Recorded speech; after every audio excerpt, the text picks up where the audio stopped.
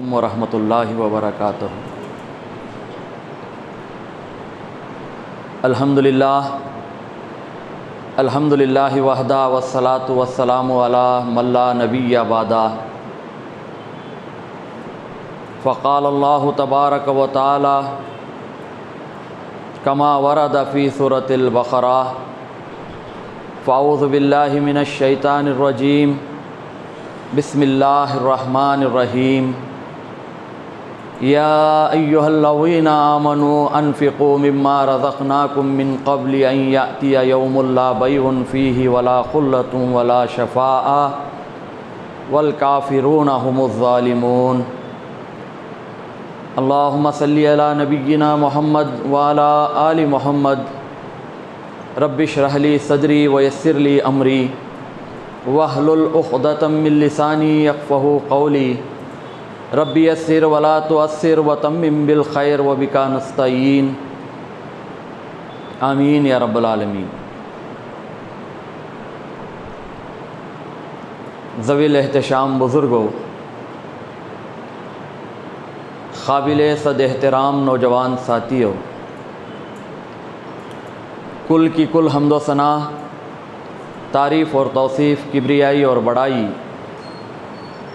اللہ وحدہ لا شریک کے لیے سزاوار، جو ہم سب کا خالق اور مالک، حاکم اور داتا، پروردگار اور پالنہار ہے۔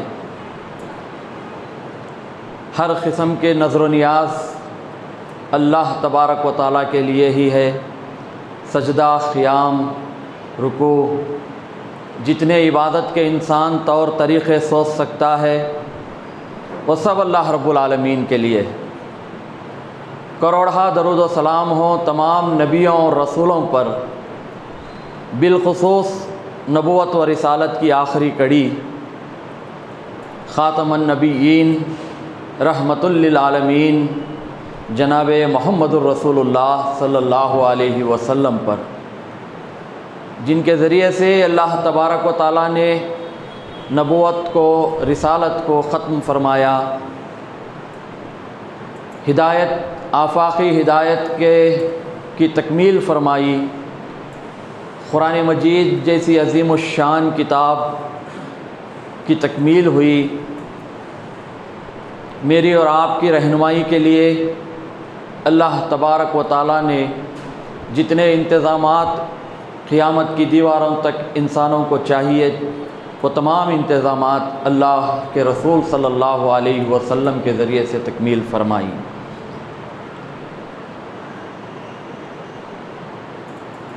قرآن مجید میں 3 چیزوں کا ذکر کثرت سے کیا گیا ہے۔ جو ترجمے کے ساتھ قرآن مجید کی تلاوت کرتے ہیں، اسے سمجھنے، اسے پڑھنے کی کوشش کرتے ہیں، انہیں اس بات کا اندازہ بخوبی ہوگا کہ اللہ تبارک و تعالیٰ نے 3 چیزوں کا ذکر بہت کیا ہے۔ ایک، اللہ کی راہ میں جد و جہد کرنا، اس کی عبادت اور بندگی اختیار کرنا، اور تیسرے نمبر پر انفاق فی سبیل اللہ، مال اللہ کے راستے میں خرچ ہو۔ اللہ کا راستہ کون سا ہے؟ بہت سے راستے ہیں۔ معاشرے اور سوسائٹی کے اندر میں اور آپ نگاہ دوڑائیں تو ہمیں بے شمار راستے نکلتے ہیں جو اللہ کے ہی راستے ہیں۔ بھوکوں کو کھانا کھلانا بھی اللہ کا راستہ ہے، ننگوں کو کپڑا پہنانا بھی اللہ کا راستہ ہے، حاجت مندوں کی ضرورتیں پوری کرنا بھی اللہ کا راستہ ہے، مریضوں کو جو اسپتالوں میں بے یار و مددگار پریشان حال ہیں، دوائیوں کے لیے ان کے پاس کوئی خاطر خواہ رقم نہیں ہے، مجبور ہیں، ایسے لوگوں کی امداد بھی اللہ کا راستہ ہے۔ اس کے کئی مراتب ہیں۔ اس میں سب سے اعلیٰ ترین مرتبہ اللہ کے دین کو اس زمین پر نافذ کرنے کے لیے ہمارا مال خرچ ہو۔ حق اور باطل کے درمیان میں فرق کرتے ہوئے جہاد فی سبیل اللہ میں ہمارا مال خرچ ہو۔ یہ اعلیٰ ترین ثواب کے اعتبار سے بھوکوں کو کھانا کھلانا بھی کم نہیں ہے، ننگوں کو کپڑا پہنانا بھی کم نہیں ہے، ضرورت مندوں کی ضرورتیں پوری کرنا بھی کم نہیں ہے۔ دیکھیے، کسی بھی معاشرے کے پنپنے میں، اس کی تعمیر میں، ترقی میں تین چیزوں کا ہونا بہت ضروری ہے۔ ایک صالح فکر ہونا چاہیے، دوسری چیز قوت ہونی چاہیے، افرادی قوت ہونی چاہیے، تیسری چیز مال ہونا چاہیے۔ جب یہ تینوں چیزیں اکٹھے ہو جاتے ہیں تو حتی الامکان معاشرے کے اندر سے غربت کو ختم کیا جا سکتا ہے، ایک نیا معاشرہ وجود میں لایا جا سکتا ہے۔ شرط ہے کہ فکر صالح ہو، فکر وہ ہو جو قرآن نے فکر دی ہے، فکر وہ ہے جو محمد الرسول اللہ صلی اللہ علیہ وسلم نے فکر دی ہے کہ تم کھانا کھا رہے ہو گھر میں، تہجد گزار بھی ہو، نمازیں پنج وقتہ نمازیں بھی پڑھ رہے ہو، حج پر حج کیا ہے، عمرے پر عمرے کر رہے ہو، سب کچھ بجا ہے، لیکن تمہارا پڑوسی بھوکا ہے، تمہاری تمام عبادتیں تمہارے منہ پر مار دی جائیں گی۔ جو فکر اللہ کے رسول صلی اللہ علیہ وسلم نے دی ہے، اس فکر کے مطابق ہماری میری اور آپ کی زندگی ہو تو معاشرے کے اندر سے غریبی کو ختم کیا جا سکتا ہے، محتاجی کو ختم کیا جا سکتا ہے، حاجت مندوں کی ضرورتیں پوری کی جا سکتی ہیں۔ اللہ تبارک و تعالیٰ نے بے شمار قرآن مجید کی آیتیں اس پر، لیکن جس آیت کو میں نے آپ کے سامنے تلاوت کی ہے، میرے ناقص علم کے مطابق جب بھی اس آیت پر پہنچتا ہوں تو ایک ڈر سا لگتا ہے کہ اللہ تبارک و تعالیٰ نے کیا منظر کشی کی ہے اس آیت کے اندر۔ یا ایھا الذین آمنوا، اے ایمان کا دعویٰ کرنے والو، تم نے ایمان کا تو دعویٰ کر لیا ہے، اللہ کی وحدانیت کا دعویٰ کر لیا ہے، رسول اللہ کی رسالت کا دعویٰ کر لیا ہے، اب ذرا انفقوا مما رزقناکم، تم اپنا مال خرچ کرو اس میں سے جو ہم نے تمہیں دیا ہے۔ اللہ نے پورے قرآن مجید میں یہ نہیں کہا کہ جو مال تمہارا ہے وہ خرچ کرو، جو تم نے کمایا ہے وہ خرچ کرو، نہیں، قرآن مجید کی کوئی آیت ایسی نہیں ہے۔ اس کے مقابلے میں اللہ تبارک و تعالیٰ نے کہا ہم نے جو مال تمہیں دیا ہے، ہم نے دیا ہے، یہ مال تم خرچ کرو۔ انفقوا مما رزقناکم من قبل ان یاتی یوم لا بیع فیہ ولا خلۃ ولا شفاعۃ، اس دن کے آنے سے پہلے جس دن نہ خرید و فروخت ہوگی، نہ دوستی کام آئے گی، وہ دن آنے سے پہلے مال خرچ ہو جانا چاہیے۔ یعنی انسان کی وفات سے پہلے پہلے انسان اس بات کا پورا اہتمام کرے کہ اس کا اسٹور آخرت کے لیے انفاق فی سبیل اللہ کے ذریعے سے جمع ہو جائے۔ یہ نیکیوں میں سب سے عظیم ترین نیکی ہے، اور انسان سوچتا ہے کہ میرا مال کم ہو جائے، 100 روپے خرچ کرنے میں انسان بڑی بخیلی کرتا ہے کہ 1000 روپے میں سے 100 روپے کم ہو جائیں، 900 روپے بچ جاتے ہیں، یہ منافق کی نشانی ہے۔ اسی لیے نفاق اور انفاق ایک ہی لفظوں میں آیا ہے، الف کے ساتھ، اضافے کے ساتھ، الف نون فے الف قاف انفاق، الف نکال دیا جائے تو نفاق۔ منافق کی علامت یہ ہے کہ وہ اپنے مال کو سینت کر رکھتا ہے، جمع کر کے رکھتا ہے، اور جب خرچ کرنے لگتا ہے تو چہرے پر جھریاں پڑ جاتی ہیں، دل کی آمادگی سے خرچ نہیں کرتا۔ اس کے مقابلے میں اہل ایمان کا معاملہ یہ ہے کہ وہ اللہ کے راستے میں بے دریغ خرچ کرتے ہیں۔ ضراء و سراء، قرآن کہتا ہے کہ وہ تنگی میں بھی خرچ کرتے ہیں، خوشحالی میں بھی خرچ کرتے ہیں۔ اللہ کے رسول صلی اللہ علیہ وسلم مسجد نبوی میں بیٹھے ہوئے ہیں۔ ایک سائل آیا، کہا کہ یا رسول اللہ صلی اللہ علیہ وسلم، آپ کسی سائل کو واپس نہیں کرتے، اس کی مرادیں آپ پوری کر دیتے ہیں۔ میں نے کئی دن سے کھانا نہیں کھایا ہے، میرے کھانے کا نظم کیا جائے، انتظام کیا جائے۔ اللہ کے رسول صلی اللہ علیہ وسلم مسجد نبوی میں کھڑے ہوئے، صحابہ کے درمیان میں اعلان کیا کہ دیکھو کوئی ہے جو اس مہمان کی میزبانی کرے۔ صحابہ میں سے بھی کوئی ایسے نہیں تھے جو اس کی میزبانی کر سکے۔ رسول اللہ کے گھر میں بھی فاقے پر فاقے چل رہے ہیں، کئی دنوں سے کھانا نہیں ہے، چولہا نہیں جلا ہے۔ اللہ کے رسول نے صحابہ سے کہا، صحابہ بھی خاموش۔ رسول اللہ نے بلال سے کہا کہ بلال، میرے اس مہمان کو لے جاؤ، فاطمہ کے گھر جانا اور کہنا کہ تمہارے بابا نے بھیجا ہے، اس کے کھانے کا نظم کیا جائے، یہ کئی دنوں سے بھوکا ہے۔ حضرت بلال حضرت فاطمہ کے گھر گئے۔ سیرت کی تمام کتابوں میں لکھا گیا ہے کہ جو کیفیت رسول اللہ کے گھر کی تھی، حضرت فاطمہ کے گھر کی بھی کیفیت وہی تھی۔ کئی دنوں سے کھانا نہیں بنا تھا، کئی دنوں سے چولہا نہیں سلگا تھا۔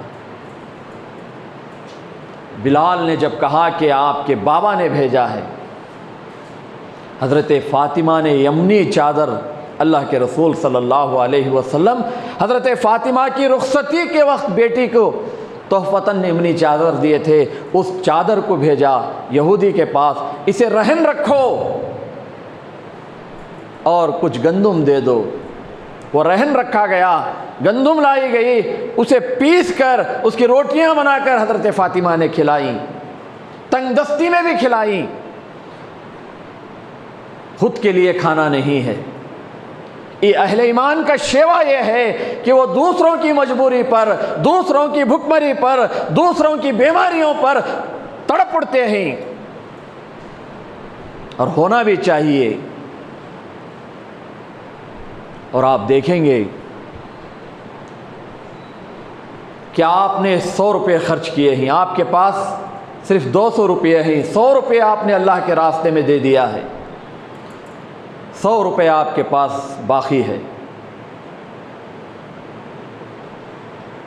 اللہ تبارک و تعالیٰ بچے ہوئے 100 روپے میں آپ کے ایسے کام کر دے گا جہاں 500 1000 روپے خرچ ہوتے ہیں، وہاں 100 روپے میں وہ کام آپ کے کر دے گا۔ یہ تجربہ ہے، میرا ذاتی تجربہ بھی ہے، میں نے علماء کی مجلس میں بھی یہ سنا ہے کہ اللہ اس میں برکت دے دیتا ہے۔ جو مال تمہارے پاس بچا ہے اس میں برکت آ جاتی ہے۔ برکت یہ نہیں کہ آپ نے 100 روپے خرچ کر دیے، اللہ کہیں سے آپ کو 2000 روپے دے، یہ نہیں۔ برکت یہ ہے کہ آپ کے مال میں وہ ضرورتیں پوری کی پوری کر دے جو مال آپ کے پاس بچا ہوا ہے۔ اللہ کے راستے میں خرچ کرنا یہ بڑی سعادت مندی کی بات ہے۔ یاد رکھیے، کوئی چہرے پر جھریاں ڈال کر دل کی تنگی کے ساتھ خرچ کرتا ہے تو اللہ تبارک و تعالیٰ کے دربار میں یہ قبول نہیں ہے۔ اس کی پیشانی کے بل اسے کھینچا جائے گا، اس لیے کہ یہ مال اللہ کا ہے۔ سورۃ الجمعہ ہم جمعہ کی نمازوں میں پڑھتے ہیں،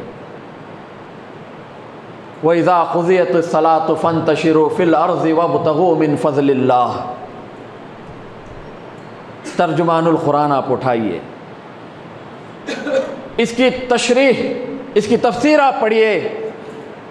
ڈاکٹر اسرار احمد علیہ الرحمہ فرماتے ہیں کہ اللہ کا فضل کیا ہے؟ اللہ کا فضل یہ ہے کہ تم جو محنت کر رہے ہو، جو مشقت کر رہے ہو، جو کمانے کے لیے دوڑ دھوپ کر رہے ہو، یہ اللہ کا فضل ہے۔ اگر تم کمانے نہ جاؤ، محنت نہ کرو، گھر ہی میں بیٹھے رہو، تمہارا رزق تم تک پہنچا دیا جائے گا، یہ اللہ کی ذمہ داری ہے۔ بھلے ہی 3 دن میں پہنچے، 1 ہفتے میں پہنچے، مہینے میں 1 بار پہنچے، لیکن اس کی زندگی سانسیں ختم ہونے تک اللہ برابر اسے رزق پہنچاتا رہے گا اگر کوئی کام نہ بھی کرے۔ لیکن انسان محنت کرتا ہے، مزدوری کرتا ہے، اپنے خون کو پسینہ بناتا ہے، یہ اللہ کا فضل ہے۔ اس کی مثال کسی کے پاس میں اور آپ کام کر رہے ہیں، ملازم ہیں، صبح 9 سے لے کر شام کے 5 بجے تک میری اور آپ کی ڈیوٹی ہے۔ اگر ہم نے 5 کے بعد سے لے کر رات کے 10 بجے تک کام کیا تو اس کی مزدوری ڈبل ہو جائے گی۔ اصل ہماری ڈیوٹی ہے 9 سے 10 تک، 9 سے 5 تک۔ اس پر جو ہم نے کام کیا ہے، اس کے بعد جو کام کیا ہے وہ اضافی ہے، وہ اوٹی ہے، وہ اللہ، یہ فضل ہے۔ مالک خوش ہو کر جتنی تنخواہ تھی اس سے ڈبل دیتا ہے، یہ اللہ کا فضل ہے۔ تم نے جو کام کیا ہے وہ کام اپنی جگہ، اسی طرح سے تمہارا جینا اسی طرح سے ہے، تم بغیر محنت کے جیو، اللہ کسی طرح سے تمہیں رزق پہنچا دے گا۔ لیکن اللہ کا فضل تلاش کرنا ہے، اوٹی حاصل کرنا ہے، محنت کرو، مشقت کرو۔ اور یہ مال اللہ کا ہے، اللہ نے تمہیں عقل سلیم دی، تمہیں صلاحیتوں سے نوازا، تمہیں محنت کش بنایا، تم نے اپنی محنتوں سے، اپنی صلاحیتوں سے، اللہ کی دی ہوئی عقل سے تم نے کمایا، وہ مال اللہ کا ہے، اللہ ہی کے بندوں پر خرچ ہونا چاہیے۔ اگر یہ مال اللہ کے بندوں پر خرچ نہیں ہوتا، بیوی بچوں پر خرچ نہیں ہوتا، رحم کے رشتوں پر خرچ نہیں ہوتا، ماں کے طرف کے، باپ کے طرف کے رشتوں پر خرچ نہیں ہوتا، اڑوس اور پڑوس کے لوگوں پر خرچ نہیں ہوتا، معاشرے کے اندر جو برائیاں پنپ رہی ہیں ان برائیوں کے خاتمے کے لیے اگر مال خرچ نہیں ہوتا، اللہ کے دین کو اس روئے زمین پر نافذ کرنے کے لیے میرا اور آپ کا مال خرچ نہیں ہوتا، تو اس مال کو جب ہم رکھتے ہیں تو یہ مال کل قیامت میں اللہ تبارک و تعالی اسے جلائے گا، اسے سانپوں اور اژدہوں کی شکل میں بنائے گا۔ انا مان انا کنز کہتے ہوئے یہ مال مجھے اور آپ کو ڈسے گا۔ اس سے بچنا چاہتے ہیں، اور یہ بھی یاد رکھیے کہ اللہ کے عرش کے نیچے جو سایہ ہے وہ انفاق فی سبیل اللہ کے لوگوں کے لیے بھی اس کا ایک مقام ہے۔ جس حال میں بھی ہوں، 10 روپے کی میری حیثیت ہے، کوئی مانگنے والا آیا ہے، خوش دلی کے ساتھ 1 روپیہ دے۔ 1000 روپے کی حیثیت ہے، دل میں گھٹن لیے ہوئے 100 روپے دے رہے ہیں، یہ نہیں، اللہ کے راستے میں مال خرچ کیجیے، خوش دلی کے ساتھ کیجیے۔ وہ دن آنے سے پہلے وَلَن يُؤَخِّرَ اللَّهُ نَفْسًا إِذَا جَاءَ أَجَلُهَا، کہ جب جان کنی کا وقت آتا ہے، جان نکالنے کا، اللہ کی طرف سے کوئی ساتھ آگے ہوتی ہے نہ پیچھے ہوتی ہے۔ انسان اس وقت کہے گا کہ مجھے چھوڑ دیا جائے تو میں اپنا سارا مال خرچ کر لوں گا، کوئی فائدہ نہیں۔ حیات باقی رہنے تک میرا اور آپ کا مال اللہ کے راستے میں خرچ ہو۔ رسول اللہ صلی اللہ علیہ وسلم مسجد نبوی میں ہی بیہقی کی روایت ہے، کئی مہینوں سے ایک ہی چادر میں ہیں۔ اندازہ کیجئے الحمدللہ آج جس دور میں میں اور آپ گزر رہے ہیں، کم سے کم میرے اور آپ کے گھروں میں ہمارے اپنے لباس، درجنوں لباس ہمارے گھروں میں جو ہے محفوظ ہے۔ اللہ کے پیارے حبیب صلی اللہ علیہ وسلم کے جسم اطہر پر اوپر سے ڈالی جانے والی چادر ایک، تہبند ایک، اس کے علاوہ کوئی لباس نہیں۔ کئی مہینے گزر چکے ہیں، انصار کی ایک خاتون برابر آپ کو دیکھ رہی تھی کہ محبوب کائنات، نبیوں کا نبی، رسولوں کا رسول کئی مہینوں سے ایک ہی لباس میں ہے۔ انہوں نے سوچا کہ میں اپنے ہاتھ سے چادر بن کر اللہ کے رسول کی خدمت میں پیش کروں۔ چادر بنی، لا کر مسجد نبوی میں کہا، یا رسول اللہ صلی اللہ علیہ وسلم یہ چادر آپ استعمال کیجئے، یہ میرے طرف سے تحفہ ہے۔ آپ اسے بخوشی لے لیے، استعمال کیے، اندر گئے حجرے میں، فوراً اسی وقت تہبند کھولا، نیا تہبند باندھا اور پرانے تہبند کو اپنے دونوں کاندھوں پر ڈال کر باہر آئے۔ ایک صحابی اٹھے, کہا کہ یا رسول اللہ صلی اللہ علیہ وسلم, آپ سے زیادہ ضرورت اس چادر کی مجھے ہے, آپ یہ چادر مجھے تحفتاً دے دیجئے. رسول اللہ صلی اللہ علیہ وسلم فوراً حجرے میں واپس گئے. ادھر صحابہ اکرام نے آپ کی کلاس لینی شروع کی کہ ابھی لمحے گزرے نہیں کہ تحفتاً اللہ کے رسول کے لیے لباس آیا تھا, اور یہ ایک لباس میں آپ کئی مہینے گزار چکے ہیں, ایک نیا لباس آپ کو دیا گیا, وہ بھی تم مانگ رہے ہو. میں نے کہا نہیں, مجھے چاہیے. اللہ کے رسول اندر گئے, بدلا, پرانا لباس پہنا, نئے لباس کو جو ہے اسے گھڑی کیا, لا کر اس شخص کے حوالے کیا. سیرت کی کتابوں میں آتا ہے کہ انہوں نے اس چادر کو لے کر کہا صحابہ اکرام کے درمیان میں کہ دیکھو گواہ رہو, اگر میں مر جاؤں تو یہ چادر میرا کفن ہونا چاہیے, اس کی حفاظت میں کروں گا, میرے انتقال کے بعد گواہ رہو کہ یہی چادر میں مجھے تدفین کی جائے. اس نیت سے میں نے اس نئی چادر کو حاصل کی ہے. آپ نے دیکھا رسول اللہ صلی اللہ علیہ وسلم کے بدن مبارک پر ایک لباس, اس کے باوجود بھی آپ نے وہ لباس, نئے لباس کو دے دیا. صحابہ اکرام کی جماعت کو اسی لیے اللہ تبارک و تعالیٰ نے رضی اللہ عنہم و رضوا عنہ کہا کہ ہم صحابہ سے راضی ہو گئے, صحابہ ہم سے راضی ہو گئے. ایک ایسی جماعت اللہ تبارک و تعالیٰ نے تیار کی, آئندہ لوگ شکوک و شبہات میں نہ پڑے, اپنے عقل کے گھوڑے نہ دوڑائیں کہ ہم کیسے خرچ کریں, کن حالات میں خرچ کریں, ہماری تو تنگی ہے, ہمارے تو کھانے کے لالے پڑے ہوئے ہیں, ہم کیسے دوسروں کے کھانے کا انتظام کریں. نہیں, انسان یہ کہے گا. اسی لیے صحابہ کی جماعت کو اللہ تبارک و تعالیٰ نے ایسے تیار کیا, قیامت کی دیواروں تک آپ کے نقوش روشن ہے. خود کھانے کے لیے کھانا نہیں ہے صحابہ اکرام کے پاس. جنگ احزاب کے واقعات تو آپ کو معلوم, اللہ کے رسول صلی اللہ علیہ وسلم نے اعلان کیا ہے کہ جیش الاسرہ ہے, تنگی کی جنگ ہے, تنگی کا ماحول ہے, جنگ درپیش ہے, مال لا کر دیا جائے. صحابہ اکرام ایک دوسرے سے بڑھ رہے ہیں, گھروں میں کھانا نہیں ہے, ایک دوسرے سے بڑھ رہے ہیں. حضرت ابو بکر نے سارا گھر لا کر اللہ کے رسول کے قدموں میں ڈال دیا. حضرت عمر نے گھر کے 2 حصے کیے, ایک حصہ رسول اللہ کے قدموں میں ڈال دیا. حضرت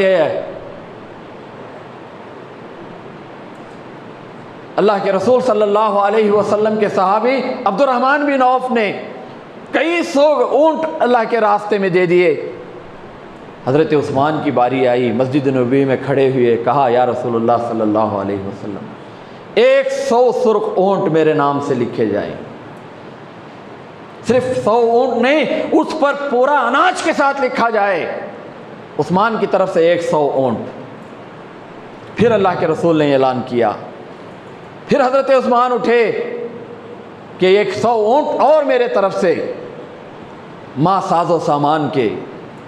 پھر اعلان کیا گیا, اللہ کے رسول نے کہا کہ عثمان بیٹھ جاؤ. ہر اعلان پر حضرت عثمان اٹھتے گئے. 700 اونٹ پورے کھانے کے انتظامات کے ساتھ آپ نے لکھوائے, اور تلواریں دی, گھوڑے دیے, جتنا کچھ ہو سکتا تھا دیا. اللہ کے رسول صلی اللہ علیہ وسلم نے سجدے میں سر رکھا, کہا کہ اے اللہ میں عثمان سے راضی ہو چکا ہوں, تو بھی عثمان سے راضی ہو جا. عثمان فی الجنہ, عثمان فی الجنہ, عثمان فی الجنہ. عثمان جنتی ہے, عثمان جنتی ہے. آج کے بعد عثمان کوئی نیکی نہ کرے تب بھی اس کے لیے جنت ہے. اتنی بڑی بشارت اللہ کے رسول صلی اللہ علیہ وسلم نے حضرت عثمان کو دی. اسی واقعے میں, اسی جنگ احزاب کے واقعے میں مسجد نبوی میں مال آ کر پڑا ہوا ہے. کسی کے گھر سے کپڑے آئے ہیں, کسی کے پاس سے درہم و دینار آئے ہیں, کسی کے پاس سے جو آئی ہوئی ہے, بہت چیزیں آئی ہوئی ہیں, ایک ڈھیر سا لگا ہوا ہے. ایک صحابی, بڑے غریب صحابی تھے, ان کا خود کا گزر بسر مشکل تھا. انہوں نے سوچا کہ ابو بکر, عمر, عثمان, طلحہ, عبد الرحمن بن عوف یہ سب صحابہ سبقت لے جا رہے ہیں، ان کے سامنے میری کیا حیثیت ہوگی؟ جو کچھ مجھ سے ہوگا میں کر گزروں گا۔ نکلے، ایک یہودی کے باغ میں گئے، رات بھر پانی کی سینچائی کی، صبح کی نماز کے وقت میں ایک پسو کھجوریں اس یہودی نے دیے، ایک پسو کھجوریں لیے ہوئے آئے، گھر گئے، 2 بچوں کو 2 کھجوریں، بیوی کو 1 کھجور، اسی میں سے 3 کھجوریں گھر کے لیے دیں، باقی لائے اور دونوں مٹھیوں میں باندھ کر پیچھے ایسے ہاتھ کیے ہوئے کھڑے ہیں۔ شرمندگی ہوتی ہے، بڑے بڑے لوگ جب رقم لکھاتے ہیں تو چھوٹے لوگوں کو یقیناً شرمندگی ہوتی ہے۔ اس واقعے سے وہ شرمندگی دور کیجئے۔ اللہ کے رسول صلی اللہ علیہ وسلم نے بھانپا، کہا کہ تم کیوں ایسا پیچھے کھڑے ہوئے ہو؟ کیا بات ہے؟ کیا لائے ہو؟ کہا کہ یا رسول اللہ صلی اللہ علیہ وسلم، کئی دن گزر چکے ہیں، میرے گھر میں چولہا نہیں جلا ہے، میری بیوی بھی بھوکی ہے، میرے بچے بھی بھوکے ہیں، لیکن یہاں دیکھ رہا ہوں کہ عمر، ابو بکر، عثمان، طلحہ، عبد الرحمن بن عوف سب آگے بڑھ رہے ہیں، میری کوئی حیثیت نہیں ہے۔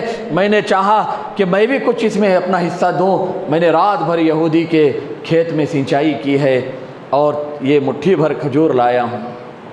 اللہ کے رسول صلی اللہ علیہ وسلم نے ان کھجوروں کو لیا، اپنے دست مبارک میں ان کھجوروں کو لیا، وہ ڈھیر جو مسجد نبوی میں پڑا تھا اس ڈھیر پر انڈیل دیا اور کہا کہ یہ ابو بکر کے مال سے زیادہ افضل ہے، یہ عثمان کے مال سے زیادہ افضل ہے، یہ طلحہ اور عبد الرحمن بن عوف کے مال سے زیادہ افضل ہے۔ اس لیے کہ گھر میں کھانا نہیں ہے، بچے بھوکے ہیں، 3 کھجوریں اس میں سے ایک بیوی کو 2 بچوں کو دے کر رات بھر سینچائی کر کے فجر کی نماز میں 2 مٹھی کھجور لایا ہوا شخص کتنے خلوص کے ساتھ اللہ کے پاس اپنے یقین، اس کا یقین کیا تھا؟ میرے اور آپ کے ایمان کا جائزہ لینا چاہیے۔ اسی عذاب کے موقع پر اس واقعے کے بعد فجر کی نماز گزر چکی ہے، دن چڑھ رہا ہے، صحابہ لا رہے ہیں، مال جمع کر رہے ہیں، عورتوں میں یہ جذبہ، عورتیں بھی مال پہنچا رہی ہیں۔ ایک عورت آئی، چھوٹا سا بچہ، دودھ پیتا بچہ سینے سے لگائے ہوئے آئی ہے، اللہ کے رسول صلی اللہ علیہ وسلم سے مخاطب ہو کر کہا، یا رسول اللہ صلی اللہ علیہ وسلم، میں دیکھ رہی ہوں کہ آپ کے تمام صحابہ نے مال آپ کے قدموں میں ڈھیر کیا ہے، عورتیں بھی بڑھ چڑھ کر حصہ لے رہی ہیں، لیکن میرا شوہر نہیں ہے، میں بیوہ ہوں، یہ دودھ پیتا بچہ میرے شوہر کی نشانی ہے، اس کے علاوہ میرے پاس کوئی جائیداد نہیں ہے، میں چاہتی ہوں کہ اس جنگ کے موقع پر اس بچے کو قبول کر لیا جائے۔ دنیا میں اللہ کی رحمت کے بعد دنیا مثال ماں کی دیتی ہے، یہ کیسی ماں تھی، وہ کیا ایمان تھا، وہ کیا رسول اللہ سے محبت تھی، وہ کیا اللہ کی جنت پر یقین تھا کہ اس عورت نے اپنے دودھ پیتے ہوئے سینے سے لگائے ہوئے بچے کو لا کر کہا، یا رسول اللہ اسے اس جنگ میں استعمال کیجئے، قدموں میں رکھ دیا۔ اللہ کے رسول نے پوچھا کہ بہن یہ تو بتاؤ، اس ننھے منھے بچے، دودھ پیتے بچے کو لے کر میں کیا کروں؟ میں کروں تو کیا کروں؟ سفر میں، جنگ کے حالات میں الٹا ہمارے اوپر یہ بوجھ ہوگا۔ کہا کہ یا رسول اللہ، فدا ہو ابی ہی امی ہی، میرے ماں باپ آپ پر فدا ہوں، جب آپ پر تلواریں اٹھیں گی، جب آپ پر تیر برسیں گی، میرے اس بچے کو حفاظت کے طور پر اٹھا لینا۔ یہ ماں اپنے بچے کو آپ کے حوالے کرتی ہے۔ سارا مجمع رونے لگا۔ رحمت عالم صلی اللہ علیہ وسلم خود اپنے چہرے مبارک سے آنسوؤں کی جھڑیاں تاری ہیں۔ یہ منظر چشم فلک نے اس سے پہلے کبھی نہیں دیکھا، قیامت کی دیواروں تک ایسا منظر نہیں دیکھا جائے گا۔ یہ انفاق ہے۔ کیسے رسول اللہ صلی اللہ علیہ وسلم نے اللہ کی جنت کی طلب، ایک خدائے واحد کا راستہ چننے کے لیے لوگوں کو تیار کیا تھا۔ مرد تو مرد، ہماری عورتیں ایسا، ایسی قربانی، ایسا ایثار، ایسا انفاق دنیا نے اب تک نہ دیکھا ہے، قیامت تک ایسا ایثار نہیں دیکھا جائے گا۔ کون ماں چاہتی ہے کہ اپنے لخت جگر نور نظر کو قربان کر دے؟ یہ ہے انفاق۔ لن تنالوا البر حتى تنفقوا مما تحبون۔ تم نیکی کے اس مقام کو ہرگز نہیں پہنچ سکتے اس وقت تک جب تک کہ وہ مال، وہ چیز جو تمہیں سب سے زیادہ پسند ہے وہ اللہ کے راستے میں خرچ نہ ہو۔ بیہقی کی روایت ہے، ام المومنین حضرت ام سلمہ رضی اللہ تعالیٰ عنہ گھر میں ہے، تحفتاً کہیں سے آپ کو ایک سینے کا گوشت کا حصہ آیا، اور رسول اللہ صلی اللہ علیہ وسلم سینے کا گوشت پسند کرتے تھے، اس لیے حضرت ام سلمہ نے اپنی خادمہ سے کہا کہ اسے اٹھا کے رکھو، رسول اللہ صلی اللہ علیہ وسلم گھر جب تشریف لائیں گے میں اسے پکا کر دوں گی۔ سائل آیا، سوال کیا کہ کئی دنوں سے بھوکا ہوں، میرے کھانے کا کوئی نظم کیا جائے۔ ام سلمہ نے کہا کہ گھر میں کچھ نہیں ہے، ام المومنین ہیں، رسول اللہ صلی اللہ علیہ وسلم تشریف لائے۔ حضرت ام سلمہ جب اس گوشت کو لینے گئی، وہ پتھر کا بنا ہوا تھا، پتھر کا بنا ہوا تھا۔ رسول اللہ سے شکایت کی کہ یا رسول اللہ، میں نے تو اسے تر و تازہ رکھا تھا، یہ پتھر کا کیسے ہو گیا مجھے پتہ نہیں ہے۔ تو اللہ کے رسول نے پوچھا کہ بتاؤ کیا کیا ہوا ہے، یہ گوشت آنے کے بعد کیا کیا ہوا؟ تو حضرت ام سلمہ نے کہا کہ ایک مانگنے والا سائل آیا تھا، میں نے کہا کہ گھر میں کچھ نہیں ہے۔ اللہ کے رسول نے کہا کہ یہ اسی کا نتیجہ ہے، یہ گوشت کا پتھر ہونا یہ اسی کا نتیجہ ہے، تم نے گوشت سائل کو چھوڑ کر میرے لیے رکھا ہے، یہ غلط ہے۔ اسی لیے اللہ تبارک و تعالیٰ نے یہ ہمارے گھر سے جو نبوت کے گھر سے جو پیغام لوگوں کے لیے جانا ہے، جو نمونہ ہمیں بنایا گیا ہے، اس نمونے میں یہ رکھنا ڈال رہا تھا کہ آپ نے ام سلمہ نے سائل سے کہا کہ گھر میں کچھ نہیں ہے۔ اللہ کے راستے میں اس چیز کو پسند کیجئے جو اپنے لیے میں اور آپ پسند کرتے ہیں، اس مال کو پسند کیجئے جو مال سب سے زیادہ محبوب ترین ہے، جو یہاں بیٹھا ہوا ہے، دل میں یہاں بیٹھا ہوا ہے۔ اس 60 سالہ 70 سالہ 80 سالہ زندگی میں ہم کتنا مال کھائیں گے، کتنا خرچ کریں گے؟ کسی نے بہت خوب تعبیر کی ہے، سنیے، دل کے کانوں سے سنیے۔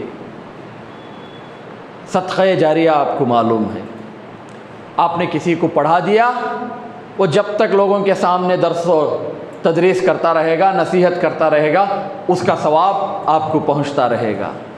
اس کے بعد جو لوگ اس کی باتیں سن کر جو سدھر گئے، وہ نیک عمل کرتے رہے، اس کا ثواب اسے، اس کا ثواب اسے، یہ لنک چین کی طرح ثواب پہنچتا رہے گا۔ آپ نے جائیدادیں بنائی، آپ نے اپنے بعد مال چھوڑا، آپ کی اولاد معاشرے کے طرز پر اتر گئی، دل چاہے خواہشات پر عمل کرنے والی ہو گئی، گناہوں میں ملوث ہو گئی، تو اس کا سلسلہ بھی ایسا ہی چلتا رہے گا، اس کے عذاب کی کڑیاں بھی ہمارے ساتھ ایسے ہی جڑتی جائیں گی۔ جب تک وہ مال فنا نہیں ہوتا، اس وقت تک اس کا عذاب سلسلہ وار لنک چین کی طرح لکھتا جائے گا۔ اللہ تبارک و تعالی مال چھوڑیے، لیکن انفاق کی فکر کے ساتھ چھوڑیے۔ اللہ کے راستے میں، اللہ کے مجبور مفلوق الحال لوگوں کی فریاد رسی کے لیے، ان کی داد رسی کے لیے، ان کے کچھ کام آنے کے لیے چھوڑیے۔ سب سے پہلا حق رشتہ داروں کا، رشتہ داروں میں کوشش کیجیے، مال دیجیے، مال کبھی کم نہیں ہوتا۔ حضرت موسیٰ علیہ السلام کے زمانے میں حضرت موسیٰ علیہ السلام کوہ طور پر اللہ سے ملاقات کے لیے، بات کرنے کے لیے جایا کرتے تھے۔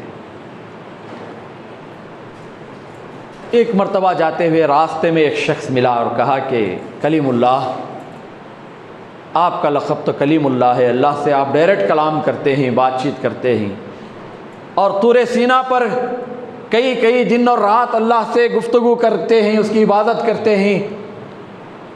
میری آپ سے گزارش ہے کہ آپ اللہ سے کہیے کہ اللہ میرے رزق میں اضافہ کرے، اللہ میرے رزق میں اضافہ کرے۔ حضرت موسیٰ نے کہا کہ ٹھیک ہے، تمہاری یہ بات اللہ تک میں پہنچا دوں گا۔ گئے، اللہ تبارک و تعالیٰ سے ملاقات ہوئی، گفتگو ہوئی، جو کچھ احکامات لینا تھا لیے۔ پھر کہا کہ باری تعالیٰ، جب میں آ رہا تھا راستے میں ایک شخص ملا، اس نے کہا ہے کہ اس کی بہت تنگی ہے، اسے رزق بہت کم مل رہا ہے، اس کے رزق میں اضافہ کیا جائے۔ اللہ تبارک و تعالیٰ نے کہا کہ موسیٰ، تمہیں پتہ بھی ہے کہ اس کا رزق کتنا ہے، اگر اس کا رزق اسے دے دیا جائے تو ایک دن میں وہ جتنا کھاتا ہے اس کی پوری زندگی کا رزق اتنا ہی لکھا گیا ہے ہمارے پاس۔ اگر ہم دے دیں تو ایک دن میں اس کا رزق بھی ختم، وہ بھی ختم۔ جتنا اسے جب مل رہا ہے وہ کھائے اور شکر ادا کرے، تم کہہ دینا۔ واپس آئے، وہ شخص ملا، کہا کہ موسیٰ کیا ہوا؟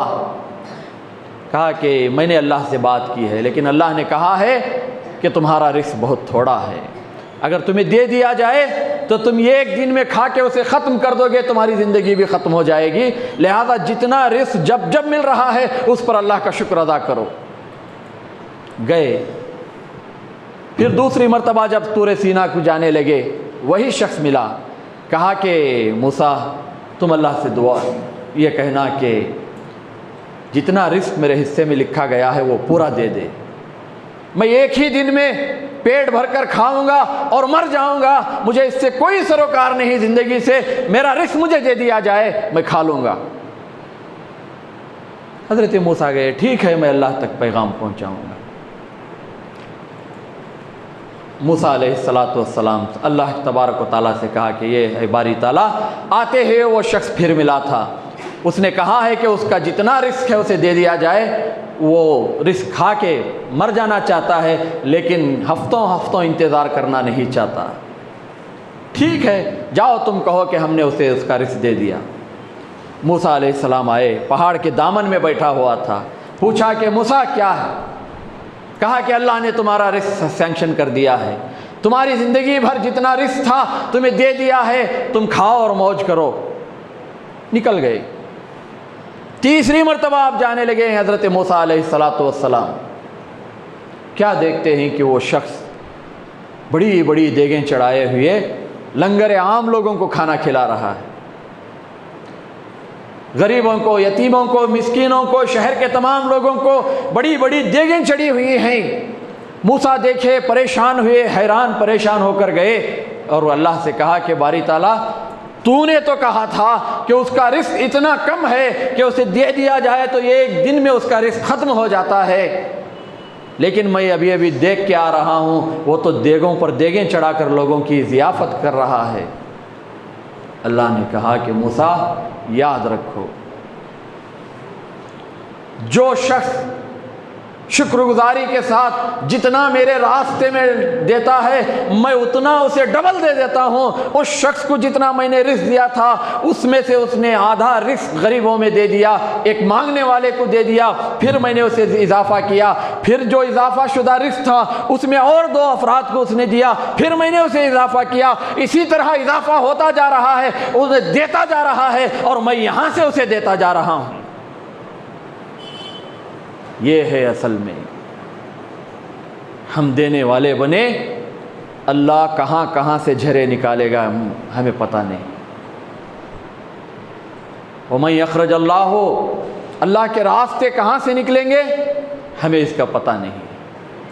لہذا میرے اور آپ کی زندگی بڑی مختصر ترین زندگی ہے، اس زندگی میں ہم وہ کام کریں کہ ہمارے لیے صدقہ جاریہ ہو جائے، ہمارے لیے نیکیوں کا ایک انبار کل قیامت میں کھڑا ہو جائے۔ ہم اپنے گھر سے شروع کریں، اپنے خاندان سے شروع کریں، اللہ کے راستے میں دینے۔ آپ اپنے چچا زاد بھائی کو دے رہے ہیں، پھوپھی زاد بھائی کو دے رہے ہیں، خالہ زاد بہن کو دے رہے ہیں، اڑوس پڑوس میں دے رہے ہیں، آپ کے محلے میں معاشرے میں مجبور لوگوں کو دے رہے ہیں، یہ بھی اللہ کا راستہ ہے، یہ پہلا حق ہے، یہ دیجیے۔ اس سے بڑھ کر جو سب سے معیاری اعلیٰ ترین انفاق کا معاملہ ہے وہ اس باطل نظریے کے خلاف اس روئے زمین پر کفر اور باطل کے درمیان میں، حق اور باطل کے درمیان میں فرق کرنے کے لیے ہمارا مال خرچ ہو، اللہ کے دین کے نفاذ کے لیے ہمارا مال خرچ ہو، ایک تعمیری سوچ یہاں پر عام کرنے کے لیے، فکر کو عام کرنے کے لیے ہمارا مال خرچ ہو، اس روئے زمین پر اعلاء کلمۃ اللہ کا کلمہ بلند کرنے کے لیے، جھنڈا بلند کرنے کے لیے میرا اور آپ کا مال خرچ ہو۔ بہت سے لایانی چیزوں میں میرا اور آپ کا مال خرچ ہوتا ہے، ہم جائزہ لے کر دیکھیں دن بھر میں ہمارا مال کہاں کہاں کتنا خرچ ہوا ہے، اسے حساب لگائیں، ہم سوچیں کہ اس میں سے 50% کم سے کم اللہ کے راستے میں جاتا تو کل قیامت کے لیے اسٹور ہو جاتا ہمارے لیے، ہماری نجات کے لیے۔ بھلے ہی آپ روزانہ 10 روپے دیجئے، 5 روپے دیجئے، لیکن ضرور دیجئے۔ ایسا نہیں ہونا چاہیے کہ آپ دن خالی جائے۔ ہمارے پاس ایک بہت عام رواج یہ ہے، جب مال لٹ جاتا ہے، چوری ہو جاتا ہے، کہیں گم ہو جاتا ہے، لوگ آ کر کہتے ہیں اچھا ہوا، صبر کرو، صدقہ گیا سمجھو۔ ایسا یہاں پر بھی دھوکے میں نیکیاں کمانے کا ایک شوق، کوئی نیکی کما نہیں رہے ہو، جو مال گیا وہ گیا ہے، یہ کوئی صدقے میں شمار نہیں ہوگا۔ جو تم نے اپنے محنت سے کما کر شعور کے ساتھ میں نے اللہ کی رضا کے لیے دیا ہے، جب اس نیت سے تم نے دیے، یہی مال تمہارے لیے ثواب کا کام ہوگا۔ مال کے گم ہو جانے پر صدقہ گیا کر کے سمجھو، نہیں، یہ صدقہ نہیں ہے، یہ دھوکہ ہے جو شیطان کی طرف سے تمہیں دیا جا رہا ہے، تھپکیاں دے کر تمہیں سلایا جا رہا ہے، مال کی محبت کو تمہارے دلوں میں پیوست کیا جا رہا ہے۔ اس مال کی محبت سے باہر نکلو، اللہ کے بندوں کی مدد کے لیے اپنے ہاتھوں کو پھیلاؤ۔ تم اگر ایک راستے سے دے رہے ہو تو اللہ تبارک و تعالی 1000 راستے پیدا کرے گا۔ اور ایسا بھی نہیں ہونا چاہیے کہ ہر اخبار کی زینت میں اور آپ بنے پیسہ دیتے ہوئے، راشن دیتے ہوئے، نہیں، اس ہاتھ سے دیجئے کہ دائیں ہاتھ کو پتہ نہ چلے۔ اللہ کے رسول نے فرمایا سب سے افضل ترین صدقہ وہ ہے کہ وہ ایک ہاتھ سے دے تو دوسرے ہاتھ کو اس کا پتہ نہ چلے، یعنی ڈھنڈورا نہ پیٹا جائے کہ میں نے اس کی مالی مدد کی ہے، میں نے اس کے گولیوں کا انتظام کیا ہے، میں نے اسے جو چیزیں دلائی ہیں، اس کا ڈھنڈورا نہیں ہونا چاہیے۔ حضرت زین العابدین علیہ الرحمہ یا حضرت موسیٰ کاظم علیہ الرحمہ، دونوں میں ایک ہیں جو حضرت علی کی نسل سے ہیں، آپ کی اولاد میں سے ہیں۔ صحیح طور پر مجھے نام یاد کون ہے، یہ نام یاد نہیں آ رہا ہے، غالباً حضرت زین العابدین رحمۃ اللہ علیہ کا واقعہ ہے کہ آپ روزانہ رات کے اندھیرے میں راشن اٹھاتے، اپنے کاندھے پر رکھتے، مفلوق الحال لوگوں کی دہلیزوں میں رکھ کے واپس آ جاتے تھے۔ غربا، یتامہ، بیوایا، مفلوق الحال لوگوں کے گھروں کے دہلیزوں میں راشن رکھ کے آ جاتے تھے، کسی کو پتہ نہیں چلا عمر بھر کہ یہ راشن کہاں سے آتا ہے، کون دیتا ہے۔ جس دن لوگوں کے گھروں کے سامنے راشن نہیں تھا، لوگوں کو پتہ چلا کہ وہ زین العابدین تھے۔ جب نہلانے کے لیے احباب نے آپ کے بدن سے کپڑے اتارے، آپ کے پیٹھ پر راشن کے تھیلے اٹھانے کے نشانات تھے، اس وجہ سے لوگوں کو معلوم ہوا کہ یہ شخص زین العابدین ہے جو بغداد کی گلیوں میں، عراق کی گلیوں میں یہ کئی گھروں کا جو ہے محافظ تھا، راشن دیتا تھا۔ اس انداز سے دیجئے کہ اللہ ہم سے راضی ہو جائے۔ کوشش کیجئے کہ ہمارا مال اللہ کے راستے میں خرچ ہو۔ اور دوسری بات کہ یہ عنوان بڑا وسیع عنوان ہے، چھوٹا نہیں ہے۔ ہزاروں واقعات ایسے ہیں جسے ہم سامنے رکھ سکتے ہیں۔ واقعات کا رکھنا، یہاں کھڑے ہو کر بولنا، اس سے بہتر ہے عمل کی دنیا میں عمل چھوٹا ہی کیوں نہ ہو، برابر ہوتا رہے۔ ایسا نہیں ہے کہ سال میں ایک مرتبہ بڑا سا عمل کر لیا جائے، شب قدر جس انداز سے جاگ لیتے ہیں، پوری مسجد سے نکل کر سڑکوں پر نمازی آ جاتے ہیں، پھر سال بھر غائب رہتے ہیں، ایسا نہیں۔ عمل چھوٹا ہو، مسلسل ہو، ہم چھوٹی رقم دیتے رہیں لیکن مسلسل دیتے رہیں، اللہ کے راستے میں ریگولر دیتے رہیں۔ یہ کام اپنی عادت بنائیے، اپنی عادت بنائیے۔ روزانہ 5 روپے آپ اگر جمع کرتے ہیں تو مہینے میں کتنے ہوئے؟ 150 روپے۔ سال میں کتنے ہوتے؟ اندازہ کیجیے آپ۔ اب جمع کر رکھیے، ہو سکتا ہے آپ کے خاندان میں کوئی فرد نکلے، اڑوس پڑوس میں کوئی مجبور نکلے، معاشرے کے اندر کوئی مجبور نکلے، یا اللہ کے کلمے کو بلند کرنے کے لیے ضرورت آن پڑے، آپ اس ڈبے کو کھولیے، اللہ کے راستے میں چھپاتے ہوئے لا کر ایسا دیجئے کہ لینے والے کو بھی پتہ نہ چلے کہ کس نے دیا ہے۔ کوشش کیجئے، کیا میں اور آپ روزانہ 5 روپے نہیں نکال سکتے؟ اللہ کے راستے میں 5-10 روپے، چائے بھی 5 روپے میں نہیں مل رہی ہے، 7 روپے سے لے کر 10 روپے 12 روپے تک ایک چائے، 8-10 دوست احباب مل کر پی لیں تو 100-150 روپے ایسے ہی چلے جاتے ہیں۔ ایک چائے کی رقم جمع کرنے کی کوشش کیجیے۔ اللہ ہمارے کہنے اور سننے سے زیادہ عمل کی توفیق دے۔ ایک گزارش آپ سے یہ کہ یہ ان عنوانات کے تحت ہمارے نوجوانوں نے یہ پروگرام رکھا ہے۔ نوجوانوں کے اندر یہ احساس کہاں سے آیا؟ معاشرے پر ان کی نظر ہے، حالات پر ان کی نظر ہے، شہر پر ان کی نظر ہے، جس سچویشن سے یہ دنیا گزر رہی ہے، جس کرب و بلا سے گزر رہی ہے، اس پر ان کی نظر ہے۔ اور پورے ملک کے طول و عرض میں آپ ایسے صالح فکر کے نوجوان پائیں گے جسے دنیا SIO کے نام سے جانتی ہے، اسٹوڈنٹ اسلامک آرگنائزیشن۔ ایک صالح فکر کے افراد ہیں، نوجوان ہیں، بیداغ جوانی لے کر اللہ کے کلمے کے لیے کالجوں اور یونیورسٹیوں کے اندر پڑھائی کر رہے ہیں۔ بے حیائی اتنی عام ہے کالجوں کے اندر، یونیورسٹیوں کے اندر کہ نگاہیں شرم سے جھک جاتی ہیں۔ ایسے ماحول میں اللہ کے رسول صلی اللہ علیہ وسلم کی تعلیمات کو حیا کے پیکر بنے ہوئے لوگوں کے اندر اللہ کے دین کی دعوت کا بھی کام کر رہے ہیں۔ مسلمانوں میں اصلاحی کام بھی ہو رہا ہے، برادران وطن میں دینی اللہ کے پیغام کو پہنچانے کا بھی کام ہو رہا ہے۔ یونیورسٹی، کالجز اور کیمپس کے اندر اصلاح کے کام کر رہے ہیں، تزکیے کے کام کر رہے ہیں، خود اپنا جائزہ بھی لیتے ہیں، اپنا تزکیہ بھی کرتے ہیں۔ پورے ملک کے اندر آپ کہیں ایک پولیس اسٹیشن سے آپ ایک رپورٹ نہیں دکھا سکتے کہ SIO کا نوجوان داغدار ہے، اس پر FIR کٹی ہو۔ یہ صالح فکر ہے جو جماعت اسلامی ہند کے سائے تلے پرورش پا رہے نوجوانوں کی اصلاح ہو رہی ہے، اور اس ملک کی تعمیر، اس ملک کی ترقی، اس ملک کے حالات کو تبدیل کرنے میں یہی نوجوان ہمارا سرمایہ ہیں۔ ان کے دست و بازو بننے کی کوشش کیجیے۔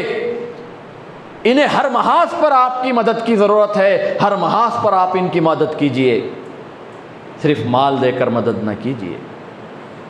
ہزاروں روپے آپ شہر کے غیر مسلم MLA کے پاس بھی جائیں ایک فنکشن کے لیے تو وہ بھی 10,000 20,000 50,000 روپے لکھ دے گا۔ نہیں، مال کی ضرورت نہیں، مال دیجیے، چاہیے، اس سے بڑھ کر آپ اپنی اولاد کو دیجیے، اپنے بھائیوں کو دیجیے، اپنے اڑوس پڑوس کے بچے دیجیے، تاکہ اس ملک کے اندر 333 کروڑ خداؤں کا اس ملک کے اندر ایک اللہ کا نام لینے والے پورے ملک کی آبادی ہو جائے۔ یہ کام یہ نوجوان کر رہے ہیں، ان نوجوانوں کا ساتھ دیجیے، قدم سے قدم ملائیے۔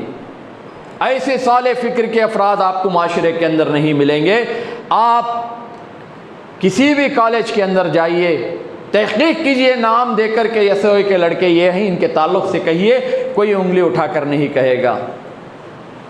اخلاق کے تعلق سے کہے گا کہ یہ شخص ہے، یہ ہماری یونیورسٹی کا ستارہ ہے، یہ ہماری یونیورسٹی کا آفتاب ہے۔